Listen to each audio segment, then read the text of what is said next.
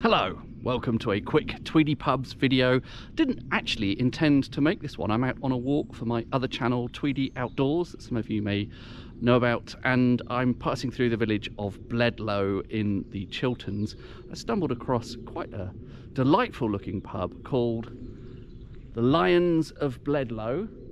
Cheers from the Lions of Bledlow. Their own website lists it as 16th century, and there is in the main largest fireplace, the Inglenook fireplace, the back of the hearth, there is ironwork that I think to me suggests a date of 1571. It's a little bit hard to read, but that would make this certainly a very venerable pub if indeed the pub as a whole dates back to 1571. It seems to be a mixture of brick and timber construction.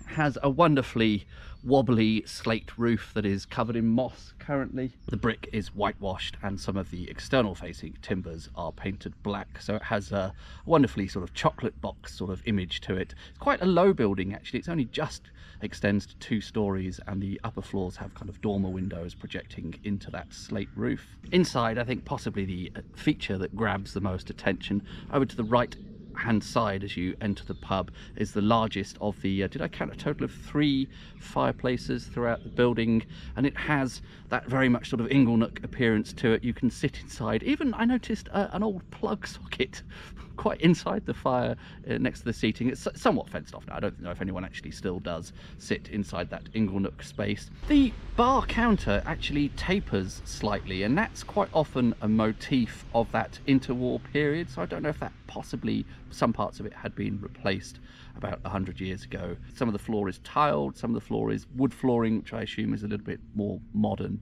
and there are low hanging beams abounding. There is a bay window to the right of that largest fireplace that has sort of banquette seating around it, and that's, I imagine, one of the most prized tables in the pub. That's a very atmospheric, cozy looking spot. One of the other fireplaces at the far end of the pub is built into a sort of gable end of the building. Hard to tell the dating on the sort of the brick structure around the fireplace. The fire itself is a very modern, obviously, wood burner.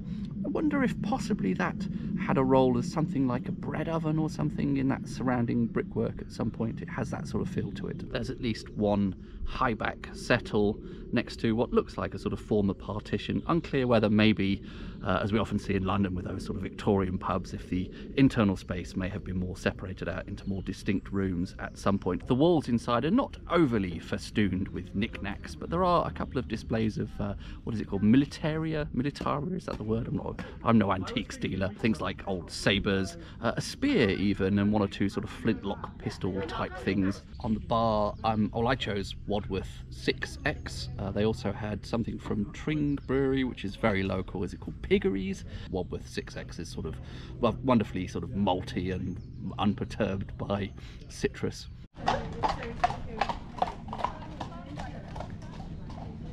Bledlow is quite a pretty village in itself. The church is looking rather nice today. It's sort of surrounded by snowdrops in the churchyard, and I think this is quite a good base for walks up along the Chilterns, or possibly joining part of the Ridgeway National Trail. So yes, very short video there, just covering this single pub here in the Chilterns in Buckinghamshire, not far out of London. I think the nearest station is probably Prince's Risborough, if that matters. That's where I came from today. It was a bit of a jam. If you happen to be passing by in the area, I would definitely suggest poking your nose in here. So thanks very much for watching, and I'll see you on the next one.